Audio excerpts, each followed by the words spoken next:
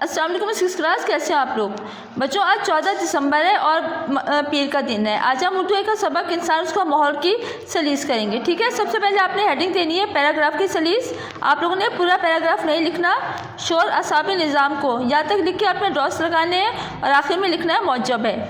آپ لوگوں نے پورا پیراگراف نہیں لکھنا، یہاں تک لکھ کے آپ نے اس کے الفاظ معنی کرنے ہیں۔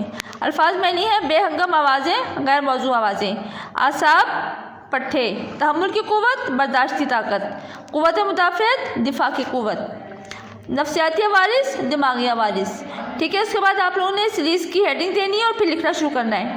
مضمون نگار کہتا ہے کہ شوروں کو جسم کے پٹھوں کے کام کو انتہائی بری طرح متاثر اور خراب کرتا ہے۔ شور کی آلودگی غیر مناسب اور بے ڈھنگی آوازوں کی وجہ سے پیدا ہوتی ہے۔ یہ ہمارے پٹھوں، ذہن اور جسم پر بہت برے اثرات مرتب کرتی ہے۔ شور و غل کی آلودگی سے انسانوں میں سنجیدگی اور برداشت کی طاقت ختم ہو جاتی ہے اور مختلف طرح کی کئی ذہنی بیماریاں پیدا ہو جاتی ہیں۔ سننے کی قوت اور دماغ کی قوت میں کمی ہو جاتی ہے، جو ذہنی بیماریوں کا سبب کے ساتھ ساتھ فشار خون یعنی کہ بلڈ پریشر، بدمزاجی اور دل کی بیماریوں کے پیدا ہونے کا سبب بن سکتی ہے۔ بچوں یہ کام آپ نے کاپیوں پر کرنا ہے اور اس کو اچھی طرح سے یاد بھی کرنا ہے۔